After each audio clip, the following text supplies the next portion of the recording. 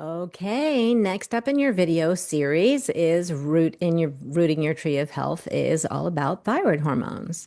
So I know a lot of you are very literate about thyroid, and so I don't want to be too fundamental or basic in this talk. But for some of you, you may not be as aware of how the thyroid hormones work. So maybe this will be good for you. So your thyroid impacts all of your organ systems because your cells all need thyroid hormones to enter into the cell in order to increase cellular energy production, or basically how much energy your cells are making so that they can do their work. So we see all kinds of body systems impacted by low or high thyroid levels. So things like your heart, your GI tract, your immune system, and of course your brain and your metabolism and your lungs, shortness of breath, and hormones, so fertility and periods. So all these body systems are impacted by thyroid. So your thyroid gland sits at the front of your neck and it releases hormones that regulate your metabolism. Okay. It regulates heart rate, breathing, digestion, body temperature, brain development and function, mental activity, skin and bone maintenance, and fertility.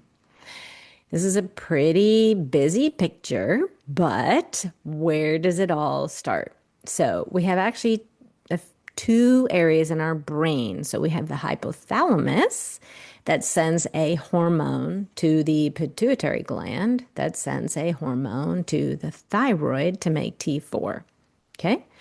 Then T4 goes back up and tells the pituitary gland that the thyroid is working. So we've got a feedback loop there. Okay.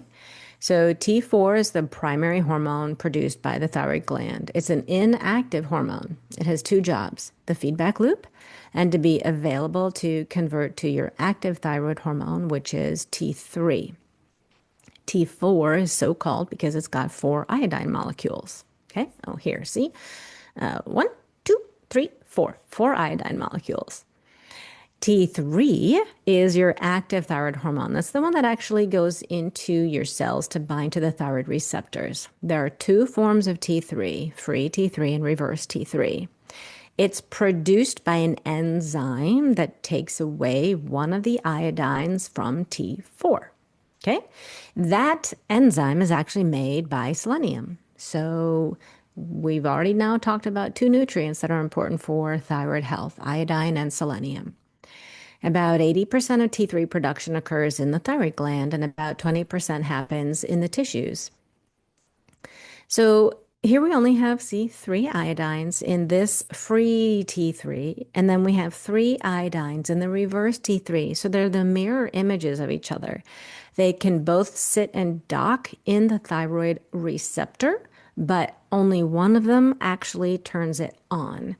The other one just occupies this space, but it doesn't lock into place. So it doesn't actually do anything. It more keeps that receptor in a neutral state, preventing things like cortisol from binding to that thyroid receptor. Because remember, all our hormones are basically made out of the same things. So we only want thyroid hormones binding to our thyroid receptors. So I like to break this down by saying that these regulating hormones are like the administrators in any organization. They're all relying on feedback loops and having communication between each other. Your T3 is like your employees. Okay, that's the ones that's actually going in to do the work of the thyroid. So, as in any organization, the administrators may have a dysfunctional relationship with each other. They may often be out of touch with the employees. The employees may be sleeping on the job, or there may simply be a shortage of employees across the board. So, understanding testing. I hear this from people all the time. I'm always told that my thyroid is fine, but I have all the symptoms of low thyroid. Why is this happening? So, most of the time, doctors will check TSH.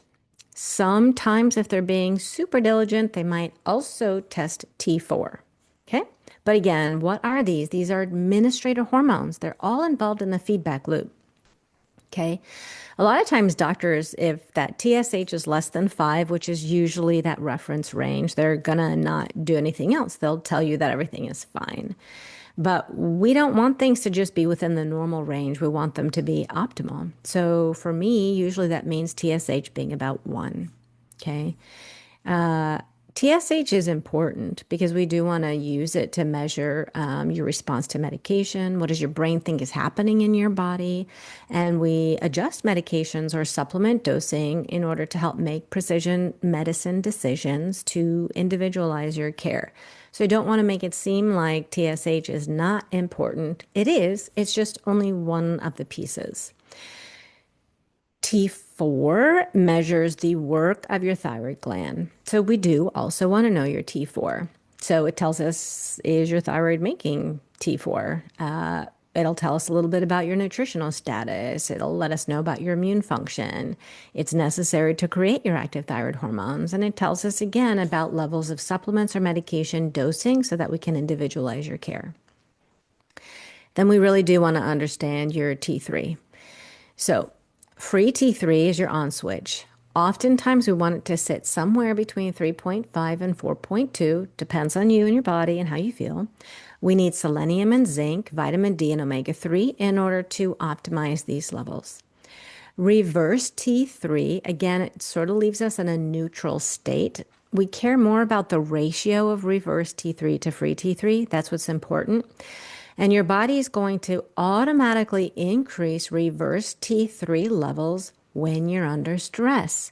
Physiological stress, like nutritional deficiencies, biological stress, like not sleeping well, having other hormones being out of balance, actually being stressed or being sick. Okay, we will see shifts in your reverse T3 in response to your stress, your biological response to stress. So it's usually this where people are having symptoms of low thyroid. Their TSH and T4 seem to be fine, but nobody's really looking at their T3 levels, specifically not total T3, but the breakdown of free and reverse.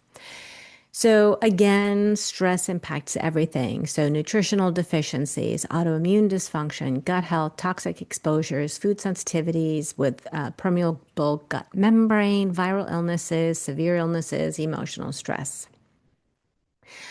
So again, when your body's under stress, we're going to make more reverse T3, which can make you feel more hypothyroid symptoms.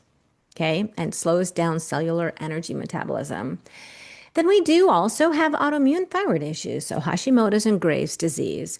So something triggered your immune system to attack your thyroid gland. And sometimes we can improve your antibodies, and sometimes we can struggle to do that, but it is always important to test your antibodies. I'm not quite sure why so many conventional providers do not either check thyroid antibodies, or once they check them, they never check them again. And I have many patients that come to me to say, well, my doctor told me I have autoimmune thyroid and that they're treating me with levothyroxine.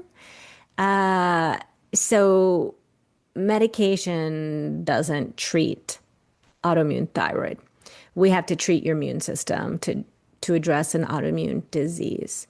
So managing your gut, seeing if there's any kind of stealth infections, viral antibody levels, and understanding your key nutrient levels. Those are all really important aspects of managing autoimmune thyroid, okay?